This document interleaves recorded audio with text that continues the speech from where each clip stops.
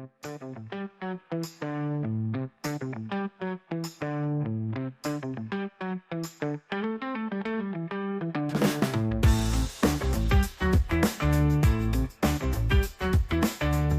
everyone, welcome back to Viral Snap. I'm Zoe Finch, and this is episode 27.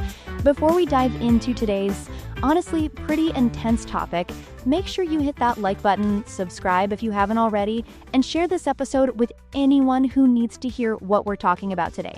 Trust me, you're gonna want to. And I'm Ethan Haze, and today's topic is, it's a bit of a doozy. We're talking about how AI is absolutely devastating entry-level job prospects for young workers.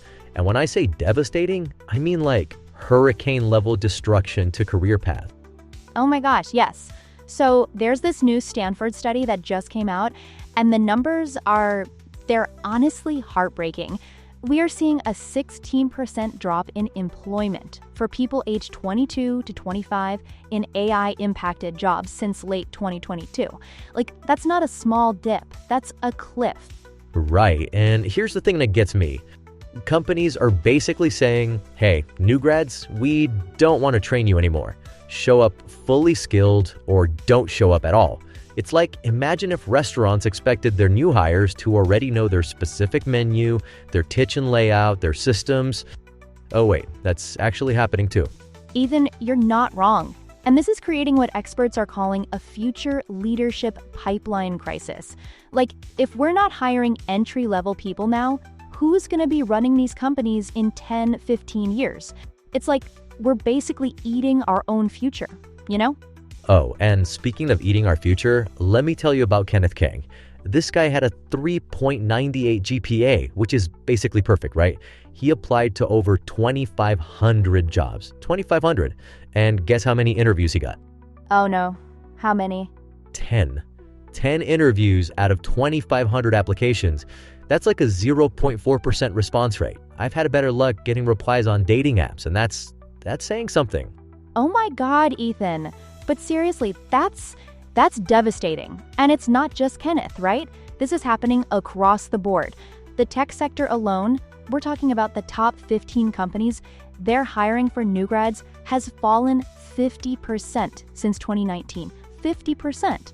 And Kenneth's not alone in this. I've been digging into more stories, and there's Sarah Chen, a computer science major from UC Berkeley, who sent out over 1,000 applications and got, wait for it, 0 offers. 0.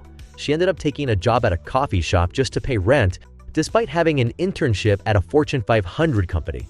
Oh my God, that's heartbreaking. And you know what the worst part is? These companies are probably complaining about a talent shortage while literally ignoring qualified candidates. It's like going to a restaurant, seeing they have amazing food, but refusing to eat because the menu isn't written in Comic Sans font or something equally ridiculous. And here's where it gets really interesting, in like a dystopian sci-fi kind of way. There's this new framework called Psychopathia Machinalis, which sounds like something out of a horror movie, but it's actually identifying 32 different ways AI can go rogue. They're giving these AI behaviors names like psychological disorders. Wait. They're literally diagnosing AI with mental health conditions? That's both fascinating and terrifying at the same time. Like, what's next? AI therapy sessions? I mean, at this point, why not? But seriously, it shows how much we're struggling to understand and categorize these AI systems that they're making decisions about people's livelihoods without really understanding the human cost.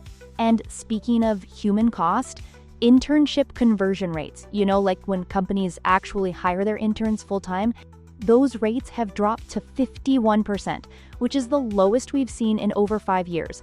So even if you get your foot in the door as an intern, there's basically a coin flip chance they'll actually hire you. It's like companies are saying, thanks for the free labor, here's your experience, good luck with that.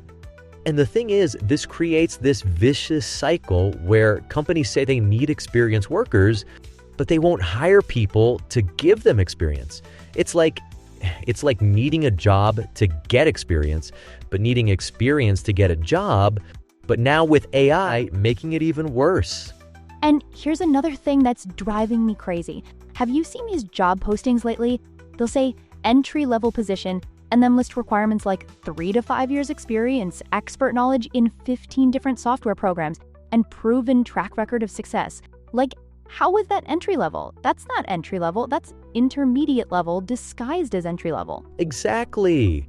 And you know what really gets me? We're talking about people who are 22, 23, 24 years old.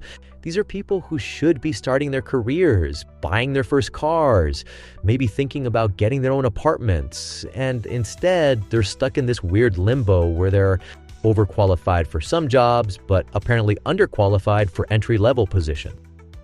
And let's be real, this isn't just about individual careers. This is about the entire economic ecosystem. When you have a whole generation that can't get entry-level jobs, they can't buy houses, they can't start families, they can't, participate in the economy the way previous generations did. It's like we're creating a lost generation, but with algorithms. Oh, wow. That's actually a really profound way to put it. A lost generation, but with algorithms. And the scary part is, I don't think we fully understand the long-term implications yet. Like, what happens to innovation when you don't have fresh perspectives entering the workforce? What happens to company culture when everyone's been there for 15 years because no one new can get hired? Right, and here's the ironic part is AI is supposed to make us more efficient, more productive, right? But what we're seeing is it's making hiring less efficient, less human, and honestly, probably less effective.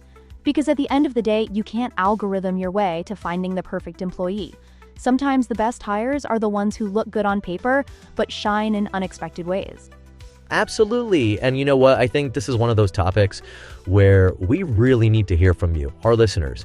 Have you been affected by this? Are you a recent grad struggling to find work? Are you someone in hiring who's seeing these changes firsthand? Or maybe you're a manager who's frustrated with the whole system. But you know what? Before we wrap up, I think we should talk about what people can actually do about this, because it's easy to point out the problems, but what are some practical steps? Like, if you're a recent grad listening to this right now, what can you actually do in this messed up job market? Okay, so first off, and this is going to sound old school, but networking is more important than ever. Not just LinkedIn networking, but like real human connections. Join professional meetups, attend industry events, even virtual ones.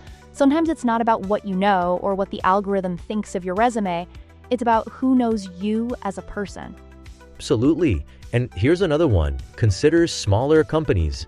Everyone's trying to get into Google, Apple, Microsoft, but there are thousands of smaller companies that actually still hire and train entry-level people. They might not have the brand recognition, but they often offer better growth opportunities and, they actually want to hire you. Yeah, seriously. We want to know what you think. Are we heading toward a future where human potential is being, algorithmically optimized out of existence? Or is this just growing pains as we figure out how to integrate AI into the workplace without, destroying people's lives in the process? So drop us a comment below and let us know what you think about today's topic. Are you optimistic that we'll figure this out? Or are you as concerned as we are? And hey, if you know someone who needs to hear this conversation, please share this episode with them. This affects all of us, whether we realize it or not. Thanks for tuning in to episode 27 of Viral Snap. I'm Ethan Haze. And I'm Zoe Finch. We'll catch you next time, and hopefully we'll have some better news to share. But until then, keep snapping.